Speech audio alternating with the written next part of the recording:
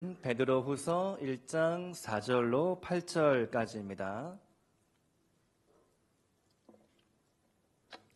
우리 다른 구역들이 상당한 큰 자극을 받았을 것 같습니다. 네. 베드로후서 1장 4절부터 8절까지 저와 여러분이 한 절씩 교독하시고 마지막 절은 다 같이 읽겠습니다. 제가 먼저 4절 읽겠습니다. 이로써 그 보배롭고 지극히 큰 약속을 우리에게 주사 이 약속으로 말미암아 너희가 정욕 때문에 세상에서 썩어질 것을 피하여 신성한 성품에 참여하는 자가 되게 하려 하셨느니라.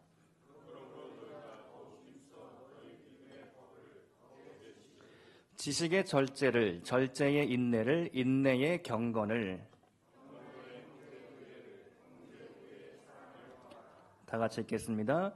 이런 것이 너희에게 있어 흡족한즉 너희로 우리 주 예수 그리스도를 알기에 게으르지 않고 열매 없는 자가 되지 않게 하려니와. 아멘. 오늘 제자 베드로 신의 성품에 참여하는 자라는 제목으로 말씀을 나누겠습니다. 세상은 결과를 가져오라고 말하죠. 결과, 수치, 숫자로 한 인생을 평가합니다. 직장생활에 가면 연말에 인사고과는 우리 팀이 또 내가 얼마나 이 회사에 기여했는가, 공헌했는가에 따라서 연봉이 결정되고 재협상, 연봉 재협상에 유리한 고점을 차지하냐 아니면 고개를 숙여야 하는가. 세상은 냉혹하리만큼 숫자로 평가를 합니다. 그러나 우리 하나님은 숫자나 결과가 아니라 열매를 원하시죠. 열매를 가져와라. 열매 맺는 가지가 되어라 라고 말씀하십니다. 사실 열매라는 것은 숫자로 평가할 수만은 없습니다. 우리도 모르게 누군가가 나를 통하여 어디선가 영향을 받아서 열매 맺는 인생이 되고 있을지도 모르는 것이죠. 오늘 열매는 베드로후서 말씀에 나오는 성품입니다. 우리가 어떻게 하면 하나님의 성품, 신의 성품에 참여하는 자가 될 수 있을까? 성품의 역사는 성령의 역사이죠. 우리 한 인간의 인격이나 성품이 변화되는 것은요, 사실 굉장히 어려운 일입니다. 사실 날 때부터 품성이 어느 정도 결정되는 것 같습니다. 좀 동의하십니까? 여러분의 품성이 어려서부터 지금까지 오면서 얼마나 바뀌었나 가만 생각해 보면 사실 별로 바뀌지 못했습니다. 어려서 내향적인 분들은 어른이 돼서도 여전히 좀 낯을 가리고 남 앞에 서기를 부담스러워 하시고, 어려서부터 외향적이며 막 뛰노는 사람들, 그런 사람들은 어딘가 모르게 지금도 어떤 무대의 주인공이 되고 그런 인생을 살아가고 있는 것이죠. 성령의 역사를 크게 두 가지로 나눌 수 있다라고 보는데요. 하나는 은사가 있고 하나는 성품입니다. 성령의 은사는 오늘 삼손을 나누었는데요. 사실 삼손이 은사를 충만히 받았습니다. 여호와의 영이 4번이나 임했는데 그때마다 히브리어 표현으로 보면 성령이 그의 몸을 관통하여 지나갔다. 그만큼 성령에 충만하여 은사가 나타났고 괴력을 발휘했죠. 밧줄을 막 마동석처럼 툭툭 막 끊어버리고 나귀턱뼈 하나로 막 1000명, 2000명을 죽이는, 도저히 이게 인간이라고 볼 수 없는 초인적인 영웅적인 그런 이야기가 삼손의 이야기 아닙니까? 그런데 그가 은사는 선물로 받았지만 성품은 전혀 변하지가 않았죠. 신앙적인, 하나님 앞에서 하나님을 두려워하고 사람들을 의식하고 내가 나실인인데 이렇게 살면 안 되지, 그런 어떤 자기 반성적인 회개하는 모습은 전혀 안 나오죠. 성령의 은사는 받았지만 성령의 성품이 내면화돼서 열매 맺혀지는 인생은 아니었던 거죠. 오늘날 우리 교회 현장에도 신앙생활을 하다 보면 저분은 은사는 탁월한데 성품은 조금 약한 것 같다. 저분은 성품은 좋은 것 같은데 왠지 모르게 좀 뭔가 이렇게 엉성한 뭔가 이렇게 그런 생각을 할 때가 있습니다. 오늘 우리가 베드로 주제로 베드로가 어떻게 변화를 받아 하나님의 성품의 열매를 맺는 인생이 되었는가 함께 살펴보면서 우리도 베드로처럼 신의 성품에 참여하는 자가 되고 또 많은 열매를 맺는 그런 풍성한 인생이 될 수 있기를 축복드립니다. 첫 번째로 신의 성품에 참여하는 자는 거듭난 사람입니다. 신의 성품은 본래 인간의 성품이 아니죠. 말 그대로 신 하나님의 성품이 인간으로 들어오는 것입니다. 성품은 무엇일까? 성품은 헬라어로 휘시스인데요. 본성, 타고난 성향입니다. 본성을 유전자 DNA라고도 볼 수 있죠. 이 사람은 태어나면서부터 모태로부터 부모님의 유전자를 물려받고 조상의 DNA를 물려받습니다. 그래서 뭐 유전학으로 따지면 열성이 있고 우성이 있다. 근데 열성은 뭔가 부족하고 단점 연약한 게 아니라 드러나는 그 어떤 퍼센테이지로 봤을 때 적은 퍼센테이지로 드러나는 게 열성이라고 합니다. 아무튼 우성과 열성을 나누어져서 우리 몸에 뭐 여러 가지 특징들이 결정 지어집니다. 말씀드리기가 조심스러운데 인간적인 우리 보이는 뭐 쌍꺼풀, 뭐 외꺼풀, 뭐 코, 뭐 입. 저희 막내가 요새 좀 자기 자신을 보면서 단점으로 생각하는 게 내 입술은 왜 두껍냐? 아빠 왜 내 입술 이렇게 두꺼워? 자꾸 이야기를 하는데 뭐 어쨌든 우리 부모로부터 물려받은 어떤 특징 중에 하나가 이제 나타나고 있는 거죠. 머리가 곱슬이냐 아니냐 뭐 여러 가지 우리 인간의 결정짓는 것들 사실은 DNA로부터 다 나오고 있는 것이죠. 저는 왼손잡이고 왼발잡이인데요. 우리 가게들을 봤을 때 아무도 왼손 왼발이 없는데 도대체 나는 무슨 돌연변이인가 어려서부터 상당히 당황했는데 나중에 듣게 된 것은 저희 외할머니가 왼손을 쓰셨다. 아, 그렇구나. 어딘가 누군가에게 이렇게 물려받은 성질이, 특징들이 우리 안에 있다라는 것이죠.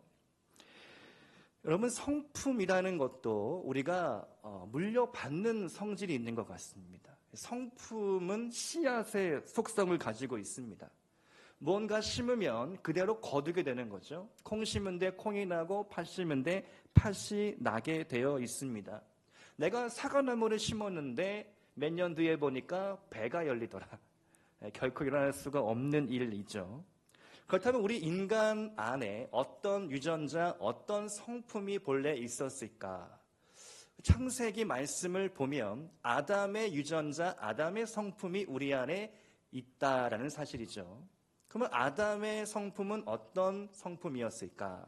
창세기에 말씀하고 있는 것처럼 불순종의 유전자, 불순종의 DNA가 사실 우리 인간 본성에 자리하고 있습니다. 쉬운 말로 내가 신처럼 되고자 하는 교만. 인간은 태어나면서부터 그런 교만 덩어리로 성장을 합니다. 내가 그것을 드러내놓고 말하느냐 아니냐 뿐이지 사실 우리 마음 안에는 내 자랑을 하고 싶고 내가 뜨고 싶고 인기를 얻고 싶고 많은 사람들 앞에서 인정받기를 원합니다. 그게 다라면 결국 하나님의 자리를 내가 차지하려고 하는 교만이죠. 반역의 유전자가 우리 안에 있습니다. 아담과 하와가 죄를 짓고 나서 첫 번째 보인 모습은 책임을 회피하고 남을 탓하며 하나님의 얼굴을 피하는 것이었습니다. 근데 무서운 일이 일어나죠. 아담과 하와가 일대가 죄를 지은 다음 바로 가인과 아벨이 태어나는데 바로 2대 자녀 세대에 이르러서 너무 끔찍한 사건이 일어납니다. 우리가 다 아는 것처럼 가인이 아벨을 때려 죽이는 거죠. 형이라면 당연히 동생을 아껴주고 품어줘야 하는데 전혀 다른 악한 본성이 튀어나온 것입니다. 살인자가 되어버립니다. 이처럼 교만이라는 것, 내가 하나님이 되고자 하는 것, 그 마음은 상당히 무서운 본성인 것이죠.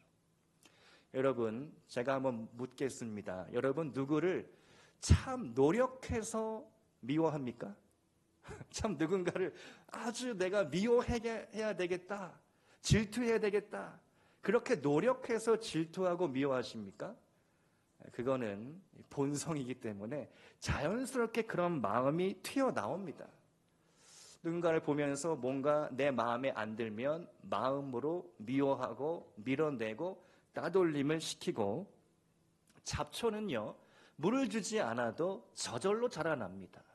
인간 본성이 잡초와 같은 성질을 갖고 있죠. 그래서 우리는 매일같이 악을 버리고 선을 선택하기 위해 노력해야 하고 내 마음을 다스려야 합니다. 그리고 두 번째 아담으로 오신 예수님을 믿음으로 거듭남을 체험해야, 그래야 우리는 하나님의 성품에 참여하는 자가 될 수 있습니다. 베드로는 바로 이 사실을 알고 있었고, 오늘 베드로전서 1장 23절 말씀에서 이렇게 이야기합니다. 한번 같이 읽겠습니다. 시작. 너희가 거듭난 것은 썩어질 씨로 된 것이 아니요 썩지 아니할 씨로 된 것이니 살아있고 항상 있는 하나님의 말씀으로 되었느니라. 아멘. 너희가 거듭난 것은 썩어질 것이 아니라 썩지 아니하는 하나님의 말씀의 열매로 된 것이다. 미국의 인디언, 체로키 인디언 중에 할아버지가 손자에게 들려주는 두 마리 늑대의 이야기라고 있습니다. 할아버지와 손자가 이렇게 대화합니다. 우리 마음속에 두 마리의 늑대가 살고 있다. 그런데 이 두 마리의 늑대는 항상 서로를 으르렁거리며 싸우고 있다. 손자가 묻습니다. 할아버지, 왜 싸웁니까? 사이좋게 지내지. 할아버지가 대답합니다. 두 마리의 성격이 정반대여서 날마다 싸운다. 한 마리는 검은색 늑대인데 검은색 늑대는 악이다. 악이라는 겁니다. 그 녀석은 화, 질투, 슬픔, 후회, 욕심, 오만, 자기 연민, 죄책감, 억울함, 열등감, 헛된 자존심과 우월감을 가지고 있단다. 다른 한 마리의 늑대는 선이다. 그 녀석은 기쁨과 평화, 희망, 평온함, 겸손, 동정심, 친절, 자비, 공감, 너그러움, 진실, 연민이다. 이 두 마리 늑대의 싸움이 지금 네 마음속에서도 일어나고 있단다. 손자가 묻습니다. 그러면 어떤 늑대가 이기나요? 할아버지가 대답합니다. 바로 네가 먹이를 주는 늑대가 이긴다.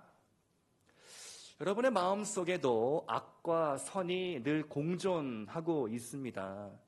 제 마음만 들여다봐도 그렇습니다. 착하게 살고 하나님을 기쁘시게 하고 정말 좋은 일 하고 싶고 정말 경건함을 유지하며 하나님께 더 가까이 날마다 가고 싶은데 제 육신의 연약함과 게으름과 세상을 따라가고 싶고 인정받고 신청받고 칭찬받고 싶고 저도 목사로서 뜨고 싶고 여러 가지 그러한 욕망들이 제 안에 꿈틀대고 있는 것을 보게 됩니다. 사도 바울도 이 두 본성 때문에 늘 괴로워했죠. 로마서 7장 22절과 23절 말씀에서 내 속사람으로는 하나님의 법을 즐거워하되 내 지체 속에서 한 다른 법이 내 마음의 법과 싸워 내 지체 속에 있는 죄의 법으로 나를 사로잡는 것을 보는도다. 오호라 나는 곤고한 사람이로다. 이 사망의 몸에서 누가 나를 건져내랴. 25절 말씀 한번 같이 읽겠습니다. 시작. 우리 주 예수 그리스도로 말미암아 하나님께 감사하리로다. 그런즉 내 자신이 마음으로는 하나님의 법을 육신으로는 죄의 법을 섬기노라.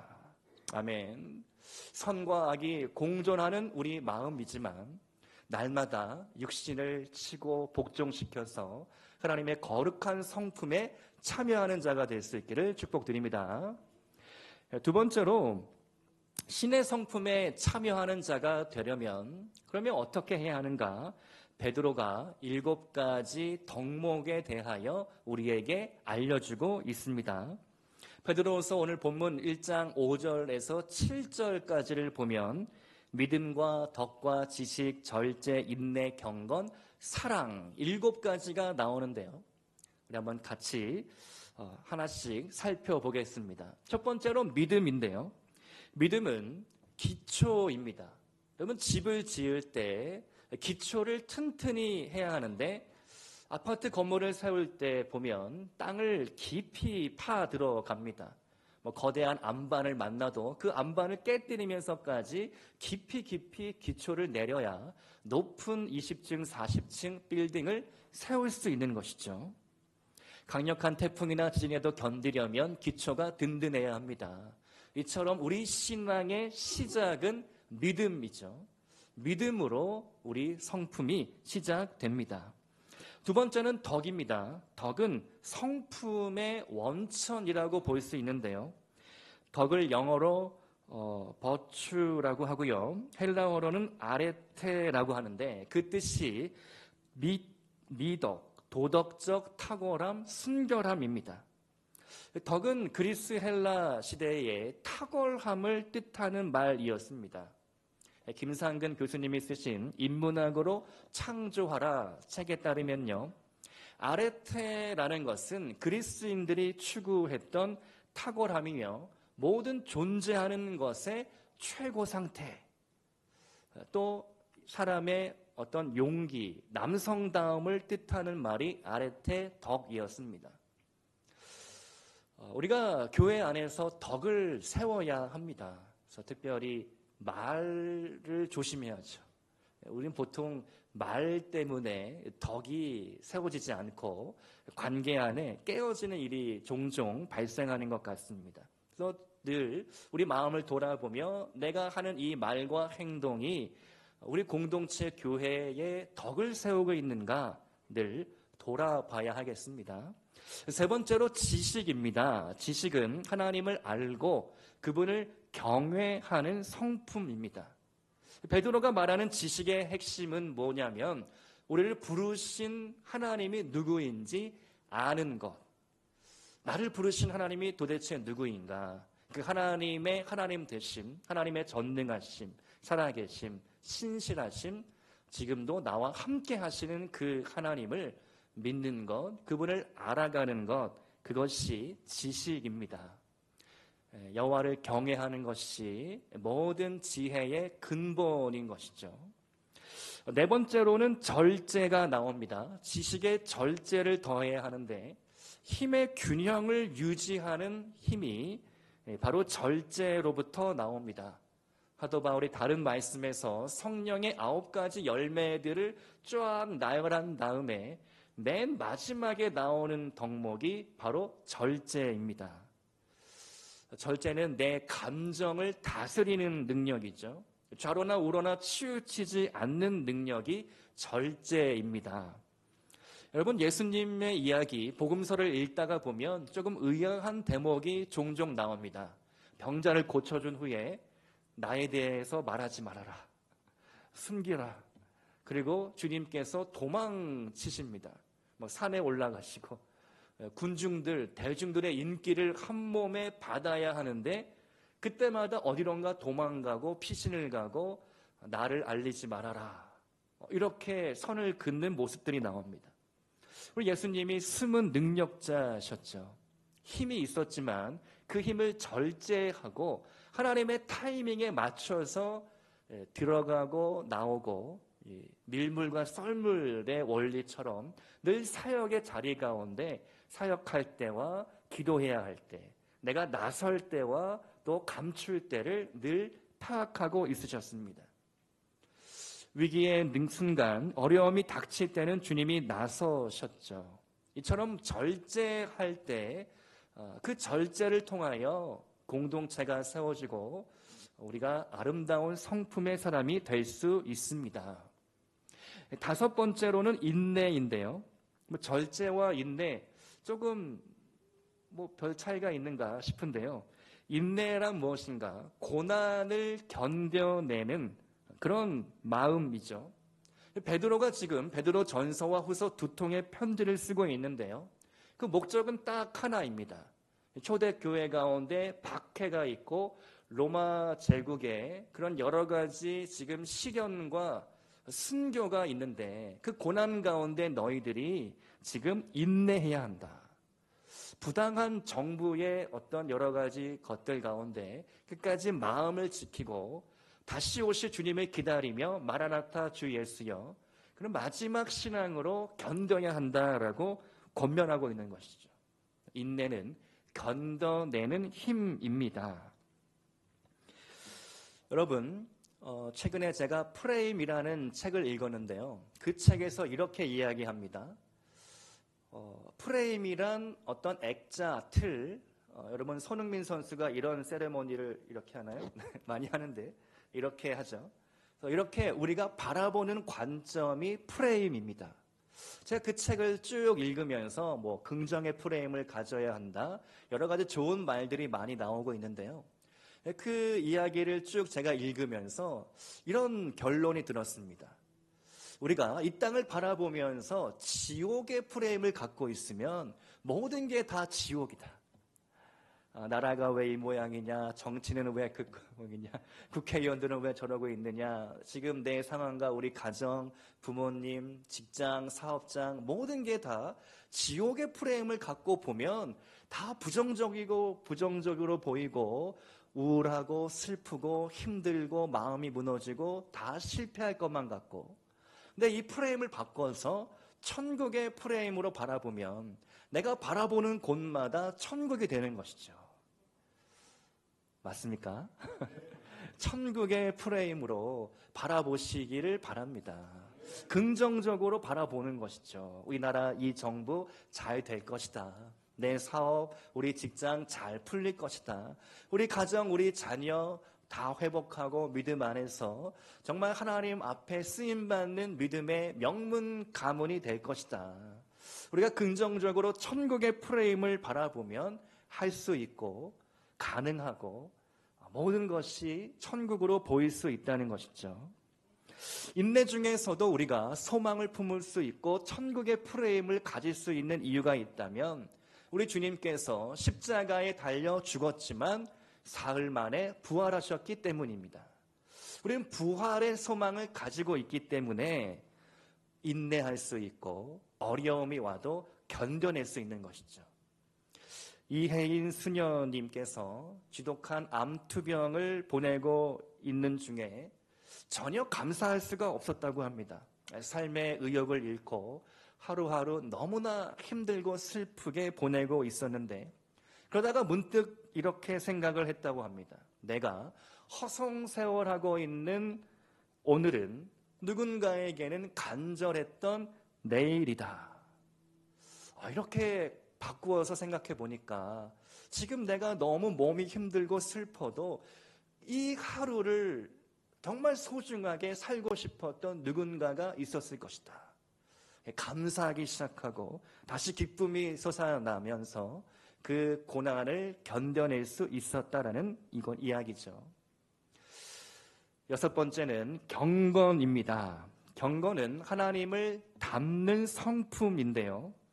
우리가 누군가를 가까이 하면 그 사람을 닮는다라고 합니다. 부부끼리 닮는다고 하는데요.